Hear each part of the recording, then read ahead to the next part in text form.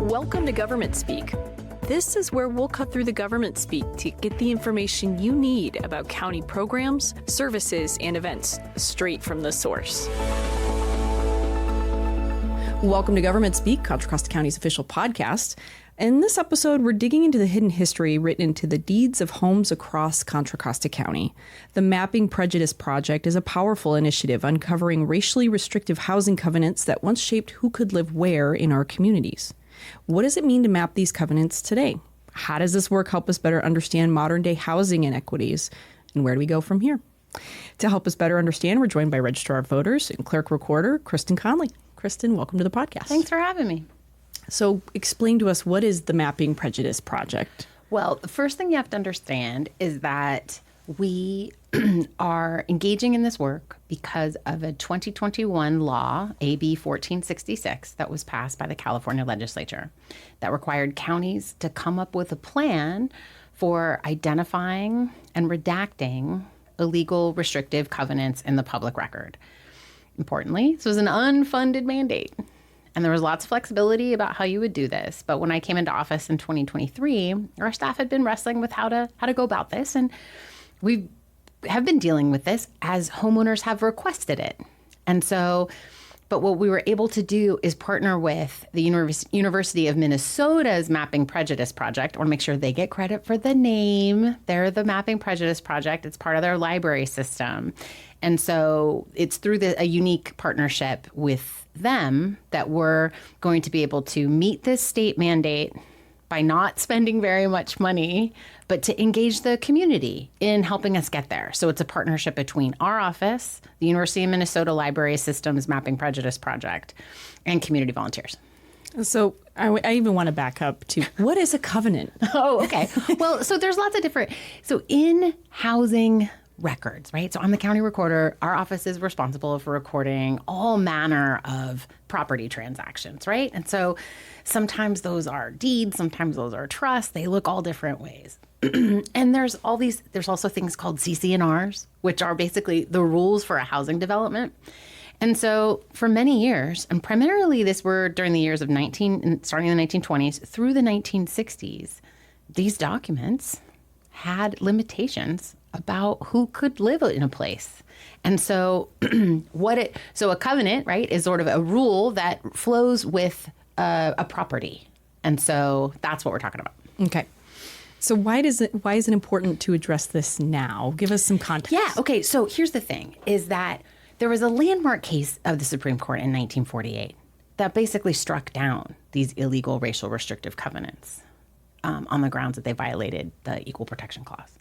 However, they still continued to be in existence. And it wasn't until the Fair Housing Act was passed in 1968 that it was really clear that absolutely these no longer were in effect and could no longer be considered valid parts of something that was in effect. So let's be clear. This hasn't been in effect since 1968. However, this language is, if someone's going to buy a house in the year 2025, and they happen to be buying a property that had one of these documents, that had some of this language in their document, it can be very upsetting. And so the current process is that, in this, I just saw one of these examples earlier this week of a homeowner coming to us requesting that this language be redacted from their property documents. And so because they wouldn't have been able to live in their house. And that's upsetting. So it's not in effect anymore. But what we're able to do is meet the intention of this law in California to get rid of this stuff in the public record. And we're able to do it in a way that's actually going to produce a map. So in addition to meeting the mandate, we're going to be able to visually see where these outdated, illegal, they're not in effect anymore. I just want to emphasize that. But see the history of where this took place and see whether or not it correlates to any kind of current housing segregation that we might see across our communities. And people are surprised as I go out and talk about and I show them examples of some of this language. People are pretty surprised. We had an opportunity to see an example of that during the general plan video project that we worked on, our office. Saw it at a house in Pleasant Hill. Yeah. And it was only white people will live here. And if someone who is not white lives here, you're going to pay $25,000 to each neighbor. Wow. Yeah. So when you talk about kind of visually laying this out, what kind of sources or tools are part of the project? What's your team using? Yeah. So the University of Minnesota uses a platform called the Zooniverse to host the documents. And so starting in 2016, and the reason it sort of sprouted up at the University of Minnesota is because Minneapolis is actually a city with terrible history of disparities in homeownership. So 78% of white homeowners, 78% of white residents of Minneapolis are homeowners, whereas only 25% of black residents of Minneapolis are homeowners. And so that was the inspiration for University of Minnesota starting this process. And so they were able to partner with this platform called Zooniverse so they could have community volunteers basically crowdsource to identify where these different covenants exist, and working with, major cities like Milwaukee and different Midwest towns to identify these, where these documents exist in the public record. Now, the history of California is a little different, and the University of Minnesota is excited to partner with us. We're their first West Coast jurisdiction. And so, and we're big, so far they have identified 50,000 racial covenants in all the different documents that they've looked at total. And just with our project initially, we think that just our project in Contra Costa, after scanning and searching 9 million images from 1850 to 1984, we've identified likely 38,000 documents that will need to be reviewed and redacted. So wow. We will be a massive increase to the number of covenants that are identified when we're all said and done. I know it's pretty early on, yeah, and the data's coming in. Mm-hmm. Has anything surprised you yet? Not really. I mean, and again, it is super early days. Mm-hmm. So we have more than 170 people that have volunteered to help us out with this project, for which we're grateful. We need 5 people to review every potential covenant. And so with 38,000 covenants, we need a lot of folks to help us out. But even just in the first 1,700 tranche of, covenants identified, we've already found those across just about every corner of the county. And so, right, I mean, that's Antioch and El Cerrito and Richmond and Martinez and Lafayette and Pleasant Hill. And so, there's a, we'll see where it goes. But, and I've had a very warm reception. I've been trying to speak to every service club in the county since January. And so it's been great to talk to Rotary clubs in Oakley and El Sobrante and everywhere in between. And I've also been speaking to realtor groups, and I was just in Danville this morning. And there's a lot of interest in doing this. Had a ton. I'm originally from Martinez, and I talked to Martinez Rotary last night and had a ton of people sign up to help us out. And so so I would say I'm not surprised that the community is embracing us, and I get some skeptical questions too, where people are like, "Why are you doing this?" And so, and I'm always interested in having that kind of dialogue. And so what we're trying to do is, as the county recorder, I think this project will help us understand the history of housing discrimination. And by speaking to groups like the Mayor's Conference, which I did a couple months ago, I let them know that we'll share this on an open source way, these maps that are being developed, for them to do with what they want in their communities in terms of having community conversations about what we learn in this process. So you kind of touched on something I was going to ask about next, volunteers. Yeah. How can people get involved? Sure. So you can email us at volunteers@cr.cccounty.us. And that's actually listed. You can go to our website, which is contracostavote.gov. And we have if you go under the recorder section of our website, there's a Mapping Prejudice button that you can select. And there's details about how to sign up and get involved. And here's the thing. There's no age requirement. There's no minimum or maximum. There's no minimum hour requirement. You can do this from the comfort of your home at whatever hour of the day you have some free time. And so, because I was talking to a gentleman at Martinez Rotary last night who put a question mark in the column about whether or not he was going to volunteer because he didn't want to commit if he couldn't meet our minimum hours. And I assured him that, sir, if you give us 1 hour, we will say thank you very much. If you give us 100, that'd be great. But we really will take everything in between.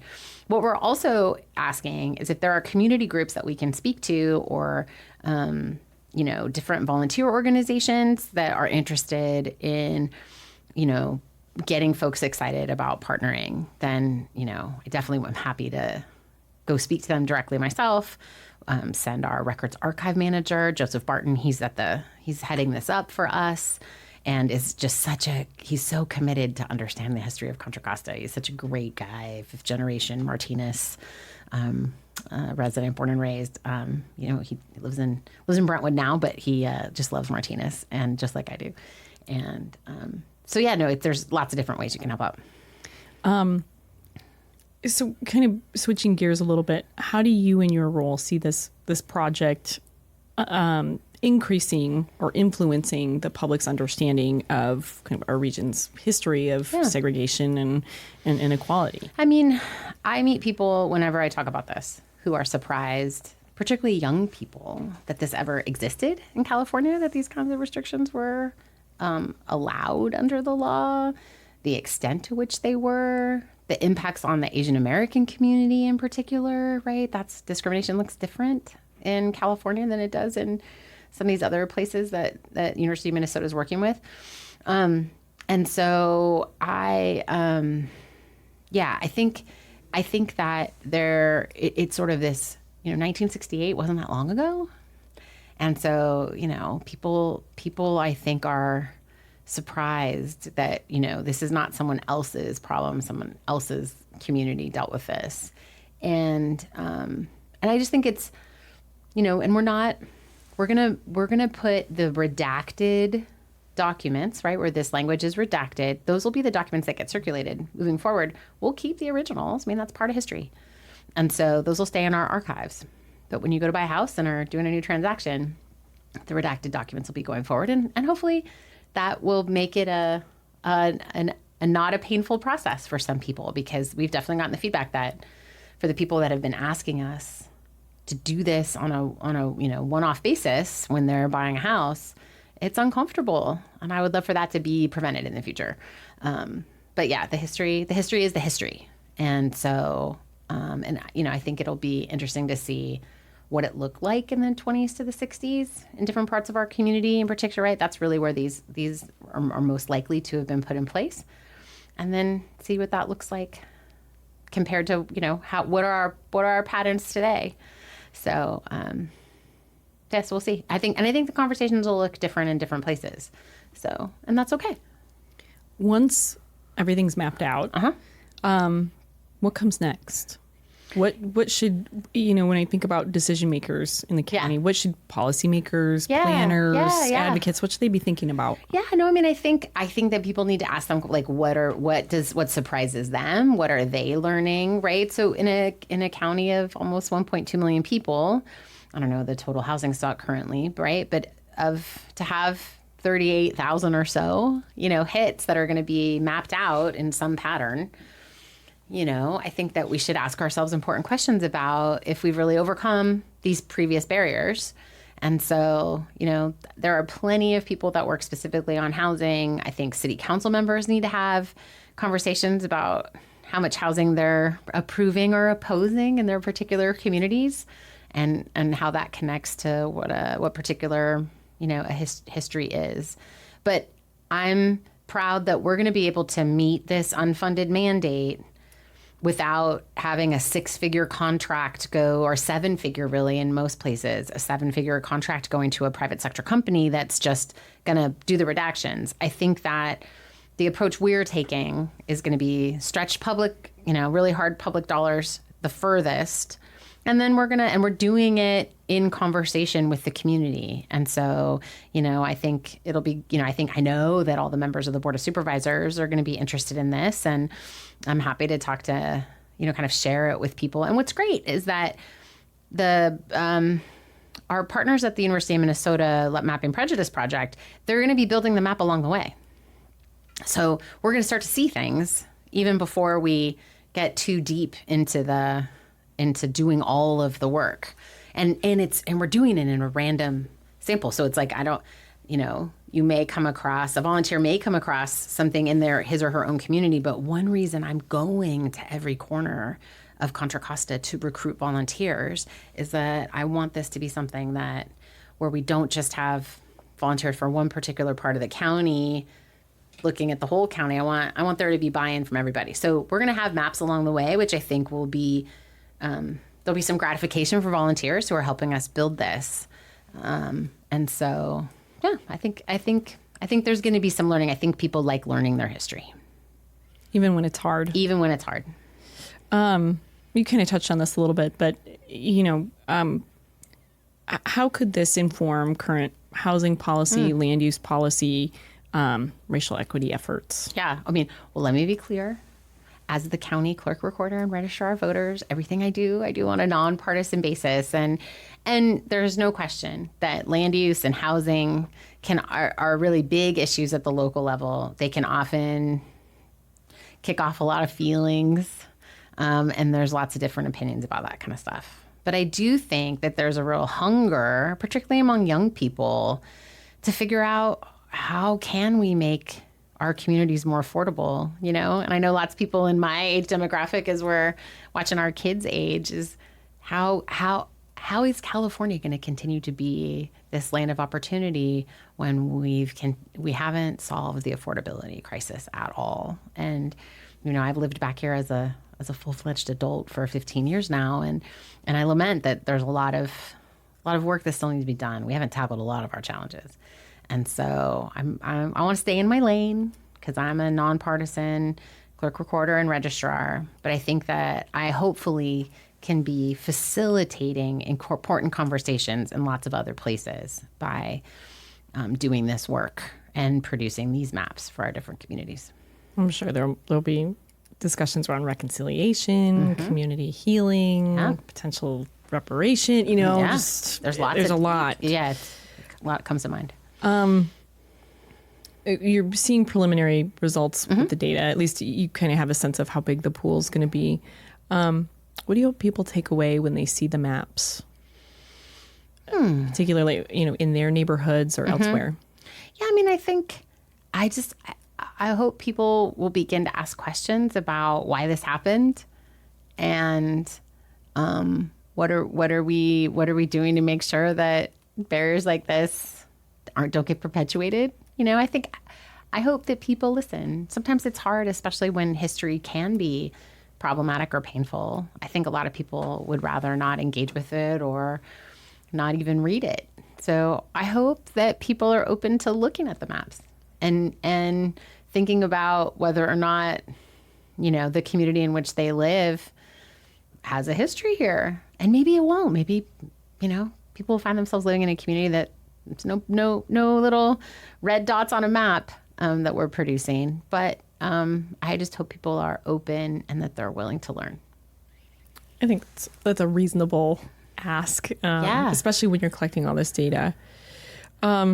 Looking ahead, what would success look like for the project? Sure. And then, extrapolate to the county? Well, I think that valuing people's time is really important. That I'm out there recruiting these volunteers, right? And passing clipboards. That's what you do at Rotary meetings and Kiwanis meetings. And it's low tech, but effective.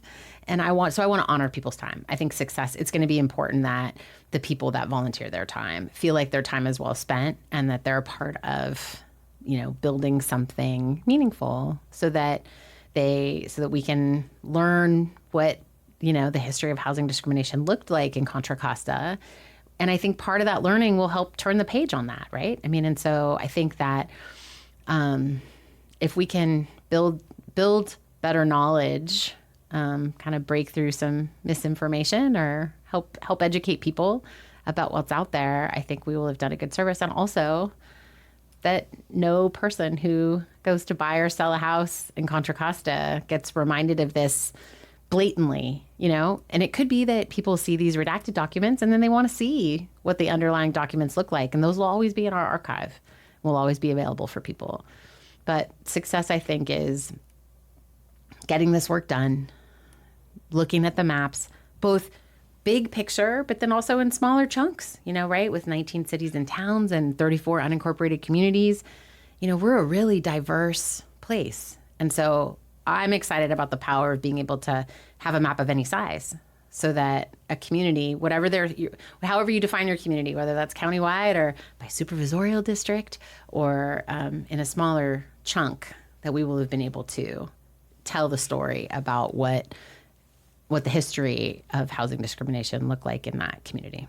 Well, and it's pretty amazing. That's data that's existed and just kind of sat dormant for decades. Yeah. And what we can pull from that and learn is pretty amazing. Mm-hmm.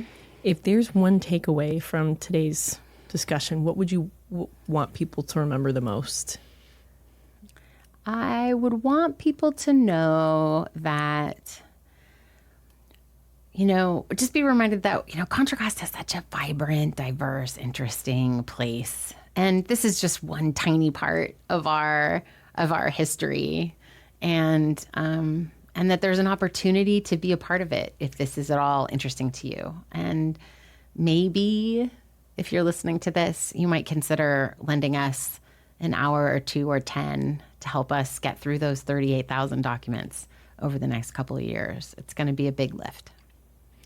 Well, thank you for being on today. Sure. That's it for today's show. I'm your host, Kristi Jourdan, Contra Costa County's Public Information Officer. Thank you for joining us on the Government Speak podcast, brought to you by the Office of Communications and Media. But don't just take our word for it. Stay curious, stay connected, and stay informed. Until next time, keep your mind open and your facts straight.